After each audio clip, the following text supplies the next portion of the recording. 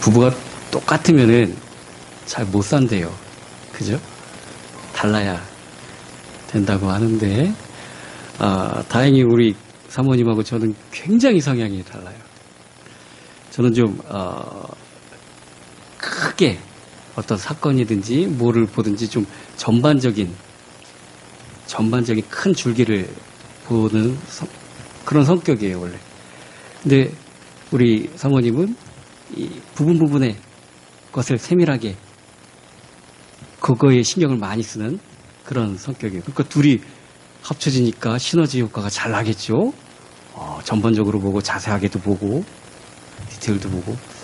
그런데 그것이 좋기만 한 게 아니라 또 다툼의 원인이 되기도 합니다. 보는 시야도 다르니까요. 우리 그 아이가 엄마 아빠는 왜 차만 타면 싸워? 아니 전반적으로 보면 이쪽으로 하는 게 그 비슷비슷하고 괜찮하고 하는데 우리 사모님은 아이 뭘 여기 갖다 빠르잖아 이런 싸운 거예요. 싸우는 그런 일이 생기는 거예요. 그럴 일이. 자, 사이가 좋은 관계도 틀어지게 될 때 언제 틀어지죠? 뭐 문제 없으면은 사이가 나빠지지도 않아요. 그죠? 선택할 일이 없으면은 사이가 나빠지지도 않아요. 싸울 일도 없어요. 항상 문제가 생기고 갈등 상황이 생기고 어려움이 있어야 관계가 틀어지는 것입니다. 자, 이렇게 되면 이거 빨리빨리 풀리고 뭐 그러지 않으면 풀어도 못 박았다가 뺀 자리는 자국 남아요. 그죠? 풀어도 그런 거예요. 풀어도. 그냥 안 싸우는 게 제일 좋아요. 솔직히 말하면. 안 싸우는 게 제일 좋아요. 자, 이렇게 마음이 살짝 상해 있으면은 그 사이로 뭐가 들어오죠? 사탄이 꼭 든다. 사탄이 꼭. 그 사이에 사탄이 들어와서 점점 넓히고 이제 쏙 들어갑니다. 사탄이 처음에 하와한테 한 일이 뭐예요? 하나님과 인간과의 사이를 살살, 야, 하나님이 정말 그 나무 열매 다 먹지 말라고 그랬지? 아니요. 다 먹으라고 그랬어. 끝하면 될 텐데 마음속에 좀 갖고 있었던 그거 있잖아요. 다 먹으라고 했는데 저거만 먹지 말라고 그랬어. 고기를 파고드는 거예요. 고기를. 이 관계가 깨어지면은 스트레스를 받아요. 그죠? PTSD도 생기고 뭐 일 있고 막 그러면 아유 저 또 얘기하면 또 싸우겠지. 그러고서 아예 말 안 하게 되고. 그죠? 점점 더 그렇게 되는 겁니다. 그러면은 어르신들이 나중에는 배우자 때문에 화병 걸리잖아요. 그게 뭉치면 화병 걸리는 거예요. 스트레스가 쌓이면 화병이 걸리는 겁니다. 자, 이게 자기 대해서 끝내고 마느냐? 그렇지도 않아요. 이건 옆에 전염시킵니다. 제일 심하게 전염시키는 게 누군가 하면은 후대, 자녀예요. 자녀가 그거 보고 배워요. 나는 30이 넘었는데도 결혼이 안 하고 싶어? 굳이 해야 돼? 뭐 꼭 해야 되면 할 수도 있겠지만 웬만하면 안 하고 싶어. 왜 그러게요? 자기 엄마 아빠 보니까 별로 그렇게 좋지도 않은데 저걸 꼭 해야 되나 싶은 거예요. 그게 대물림 되는 겁니다. 개인의 문제가 가문의 문제가 되고 원망과 미움이 그 가정의 이 핵심적인 주제가 될 수가 있어요. 네 아버지 때문에 내 인생이 이렇게 망쳤다. 네 엄마만 아니었으면 내가 뭐 할 텐데. 제가 가끔 저희 어머니한테 죄송하다고 그래요. 우리 어머니는 제가 안 태어났으면은 아마도 쫓겨났을 겁니다.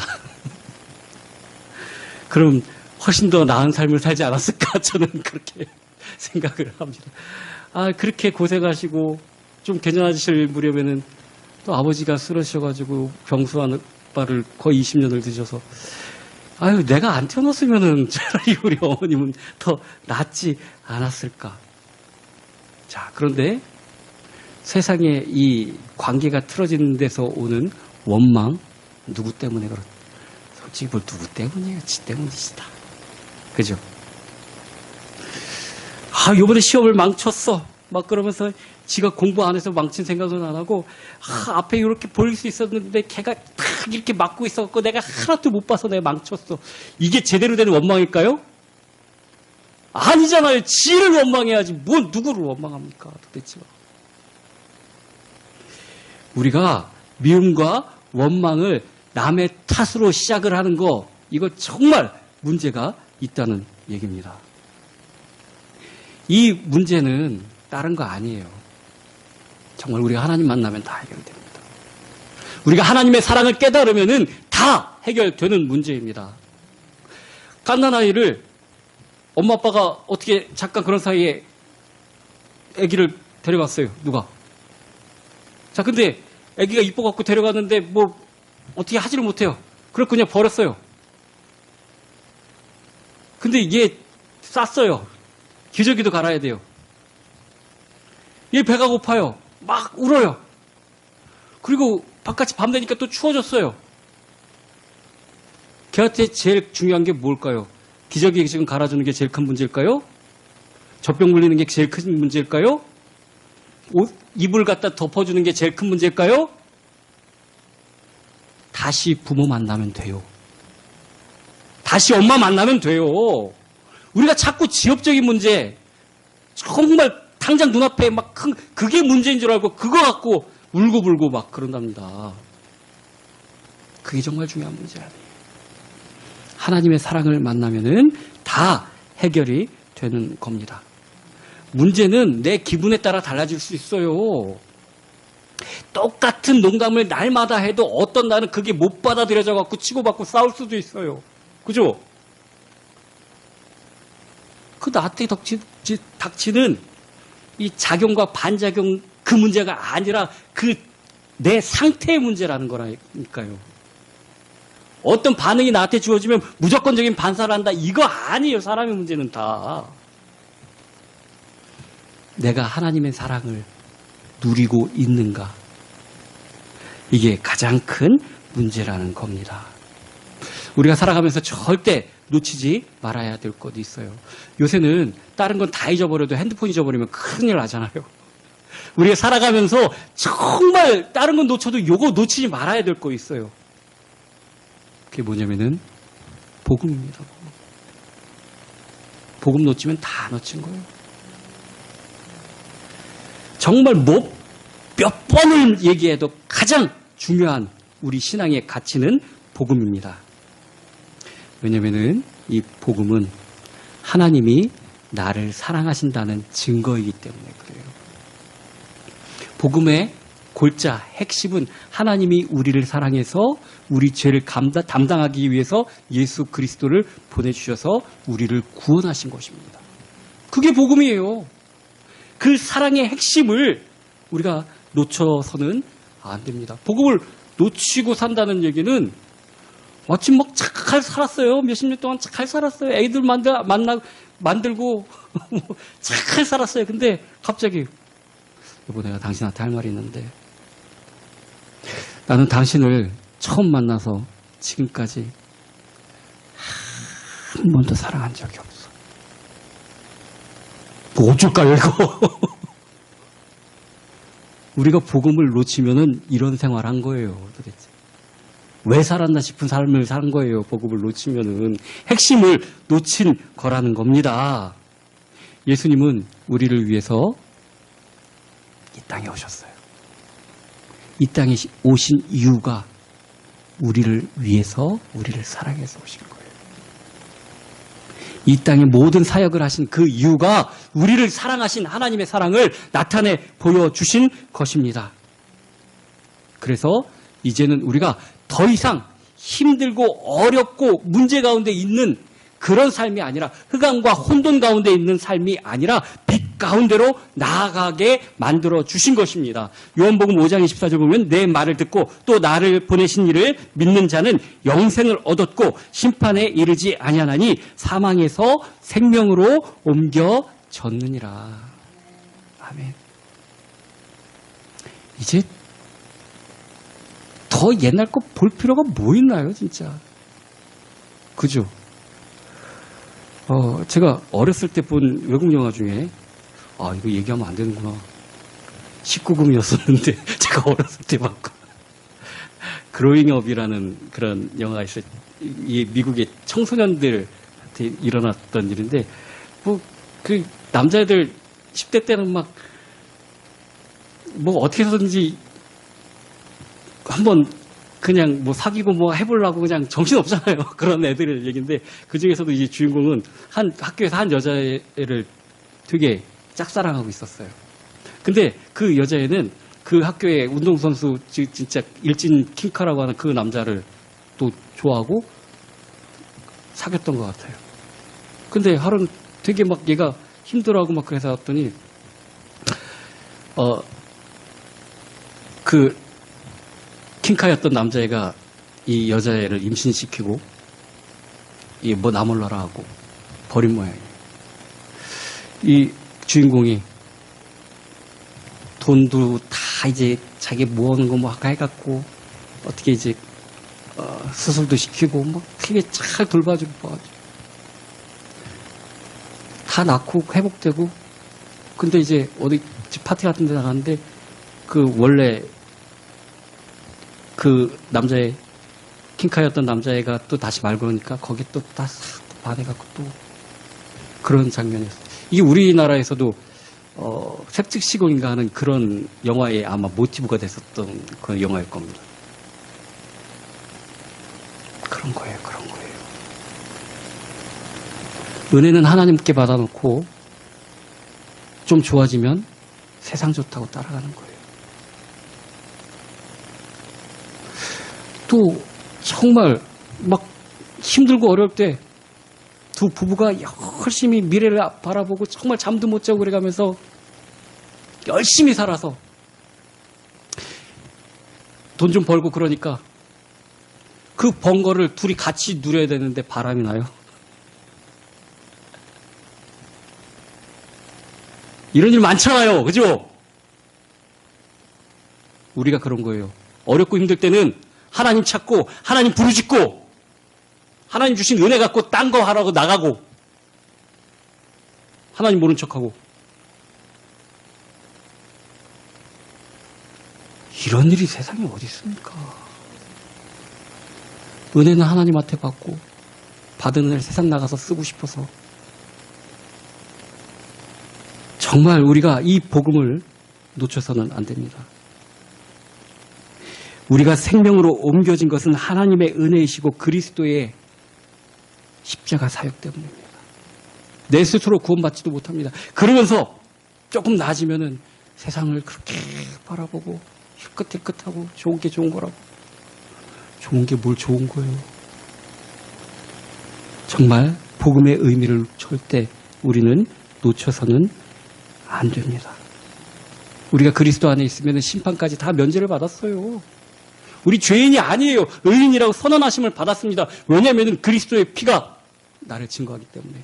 히브리서 9장 27절 한 번 죽는 것은 사람에게 정해진 것이요 그 후에는 심판이 있는데 이 심판도 면하게 되었다는 얘기입니다. 우리 죄인이 아니기 때문에. 내 자꾸 어디를 바라봐요. 이거 놓치면 안 됩니다. 오늘 본문에서처럼 우리한테는 빚이 있어요. 사랑의 빚이 있어요. 우리가 받은 사랑이 얼마나 대단한지 우리는 모릅니다. 그런데 그 사랑을 받아놓고 자꾸 먹튀하려고 그래요. 그냥 입 닫고 딴 거 가려고 그래요. 빛의 사랑의 빛 외에는 아무에게든지 아무 빚도 지지 말라. 남을 사랑하는 자는 율법을 다 이루었느니라. 사랑을 받았으면은 그 사랑을 기억해야 되고 그 사랑을 전하는 것이 당연한 것이라는 것입니다. 이걸 빚이라고까지 얘기했어요. 빚지면 어때요? 은행에서 빚 줘도 이자 낼 날 니하게 하고 하면은 카드값 낼 날 되면은 그러고 그러잖아요. 근데 우리 사랑의 빚을 졌는데 왜 자꾸 잊어버리고 딴 걸 바라보고 딴 생각을 합니까? 우리가 사랑을 빚을 진 자입니다. 복음과 그 의미를 절대 놓쳐서는 안 됩니다. 두 번째는 하나님의 응답을 우리가 놓쳐서는 안 돼요. 이건 삶 가운데 하나님의 사랑을 누리는 거예요. 성경 속에 많은 사람들이, 성경 속의 인물들이 평탄하지만 않고 고난들이 항상 있었잖아요. 그런데 그 고난을 이긴 방법은 뭐냐면은 하나님이 함께 하심, 즉 응답하심이 삶 가운데 누려졌다는 얘기입니다. 생전 하나님하고 말도 없고 하나님이 하신 말씀들이 뭔지도 모르겠고 관심도 없고 들으려고도 안 하면은 어떻게 고난을 이길 수가 있겠습니까? 요셉도 큰 고난, 형들한테 팔려서 외국에 노예로 가기 전까지는 솔직히 응답하심 잘 몰랐어요. 근데 이거 내 살 길은 정말 하나님밖에 없구나 하고 하나님만 붙들었든지 그가 하나님과 함께 있음을 사람들이 보고 알았습니다. 창세기 39장 3절 보면은 그의 주인이 여호와께서 그와 함께 하심을 보며 또 하나님께서 그의 범사에 형통하심을 보았더라. 안 믿는 사람들이 보고 알았어요. 쟤 하나님과 함께 있네. 응답을 누려야 됩니다. 하나님 함께 있음을 누려야 됩니다. 하나님이 바쁘신가 보? 하나님 말씀이 뭔지 잘 모르겠고 그냥 뭐 맡겨주셨겠지. 내 맘대로 해도 되지 않을까? 이 큰일 난 얘기이고 하나님도 구해야 돼요. 하나님의 응답 속에 사셔야 됩니다. 이거 놓치면 하나님하고 사랑하는 사이 아니에요. 하나님과 사랑하는 사이가 되셔야죠. 날마다 하나님이 우리에게 하신 말씀을 듣고 응답을 누리셔야 되는 겁니다. 이삭도 마찬가지였습니다. 그 팔레스타인 지역은 굉장히 건조한 사막지대잖아요. 근데 이 이삭은 양치는 것보다도 주업이 뭐였는지 아세요? 놀랍게도 농사를 지었어요. 성경에 보면. 그래서 소득이 30배, 60배, 100배. 그렇게 많은 소득을 얻었다고, 즉 소출, 농사 짓는 소산을 얻었다고 기록하고 있어요. 자, 농사에서 제일 중요한 게 뭘까요? 물이잖아요, 물. 그죠? 근데 광야지대에서 물을 어떻게 얻느냐, 이거 정말 중요한 일인데, 어떻게 우물을 갖다가 하나 해놓으면은 그 가나안 족속들이 와갖고 싹 뺏어가요.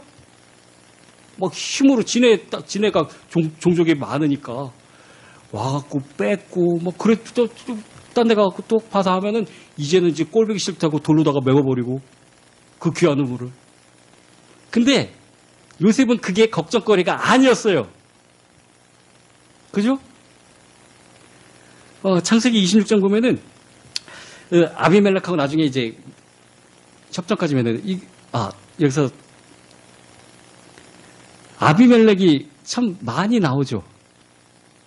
근데 아브라함 때에도 나오고 이 이삭 때도 나오고 아비멜렉이 왜 이렇게 오래 살지?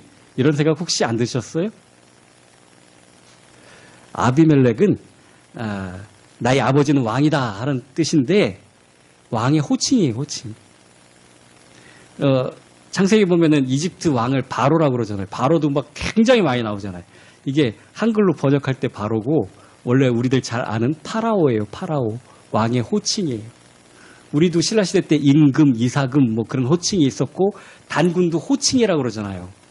단군 왕검이. 그런 것처럼 이 아비멜렉도 호칭이에요. 그 지역 족장의 호칭이에요. 그래서 계속 나오는 겁니다. 이 이삭한테는 뺏고 뭐하고 그게 별로 중요하지도 않아요. 하나님 함께 하시니까. 그래서 파면 나와요. 그럼 걔들이야 뭐 귀한 거니까 막 뺏으려고 그러고 막 그러는데 이삭한테는 별로 그게 중요하지가 않아요. 정말 중요한 건 하나님이 함께 하십니까? 그겁니다. 기쁨의 근원, 은혜의 근원, 삶의 근원을 찾는 게 중요해요.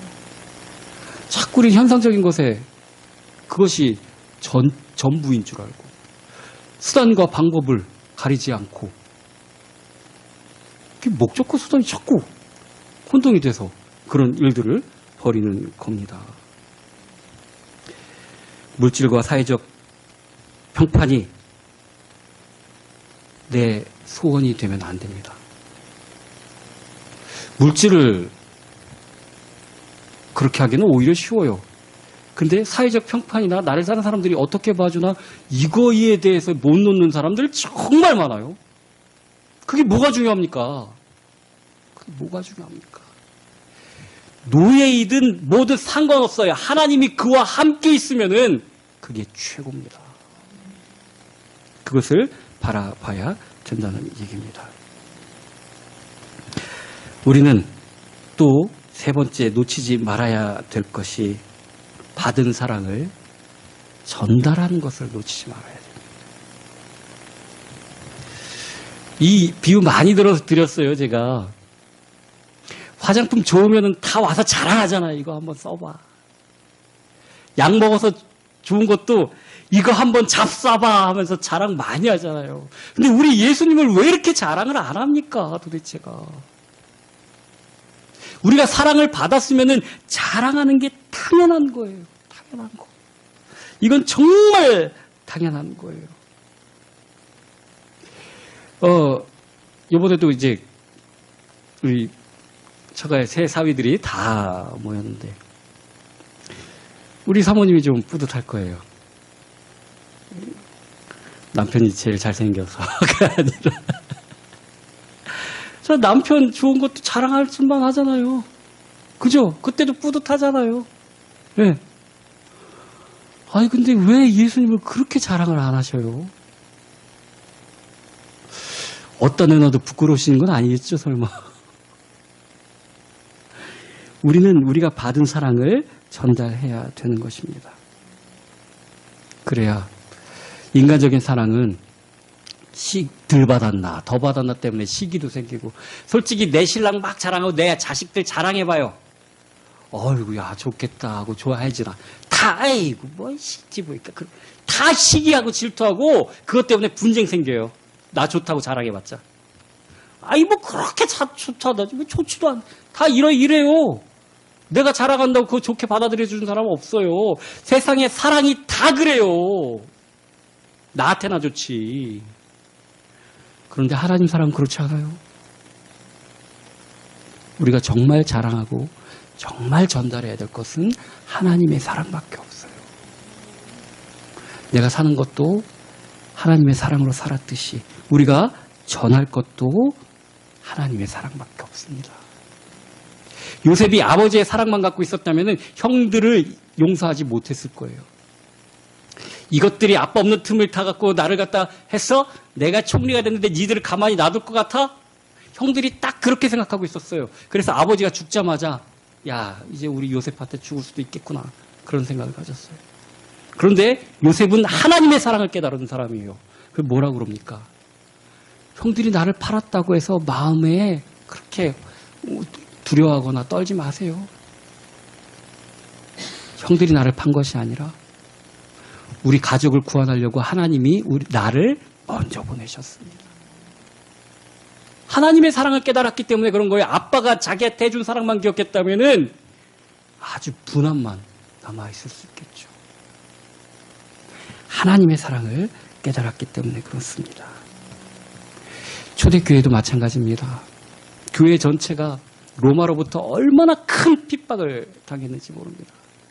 붙잡히면은 사자 먹이로 던지게 되고, 로마 시민이라면은 참수형을 당하고, 이방인이라면은 십자가형을 당하는, 정말 그렇게 못살게 굴고 교회를 핍박하고 잔멸하려고 하는 그 로마를 향해서 교회가 로마를 저주하는 기도했나요? 저 황제를 죽여달라고 기도했나요? 하나님의 사랑을 아는 교회였기 때문에 목숨을 걸고 로마에게 복음을 증거했습니다. 그게 하나님 사랑입니다. 우리가 정말 하나님을 사랑하는 것, 또 하나님이 우리를 사랑하는 것, 그 사랑이 우리 속에 있어야 돼요. 성경에 반대 인물도 있어요. 하나님의 사랑을 깨닫지 못하고 그냥 자기 기분대로 했던 요나는 그 아수르의 수도 니느웨에 대한 하나님의 사랑을 절대 이해하지 못했습니다. 아니 그냥 멸하시니 내가 왜 거기를 가갖고 그 회개하라고 합니까? 하나님의 사랑을 이해를 못했어요. 그래서 하나님께서 박넝쿨 비유로도 하나님의 사랑을 말씀해 주시잖아요. 하루에 없어질 그 박넝쿨 때문에 그런데 저 많은 사람들이 죽어가는 거를 내가 어떻게 그냥 가만히 볼 수가 있겠느냐. 그 사랑 때문에 우리가 살아있는 거예요. 그래서 우리가 전할 것은 하나님의 사랑밖에 없어요. 하나님의 사랑밖에 없어요. 우리가 증거해야 될 것은 하나님의 사랑밖에 없습니다. 하나님의 사랑만이 인류가 가진 모든 문제를 해결할 수가 있는 것입니다. 우리 이단교회는 오직 예수 그리스도만 전하는 교회가 되어야 됩니다. 다행이에요. 담임 목사를 별로 그렇게 자랑할 게 없어서. 그죠? 예수님만 전달해야 돼요. 예수님만 자랑해야 돼요. 그런 교회가 되어야 되는 거예요. 주기철 목사님이 신사참배를 반대하고 그런 설교를 하다가 그것도 그 설교를 했던 것이 산정일교회 이제 헌당 예배 드리면서 일사가고에 그 설교를 했는데 그래서 붙잡아가 버렸어요. 일본 경찰이. 그래서 재판을 받았는데 10년형을 받았어요. 근데 워낙 약하고 막 그래서 중간중간에 풀어줬어요. 4번까지 풀려났는데 마지막에 7년을 이제 살고 마지막에 잠깐 이제 풀려나셨을 때 이런 설교를 하셨답니다. 인간으로 십자가를 지는 것은 불가능합니다.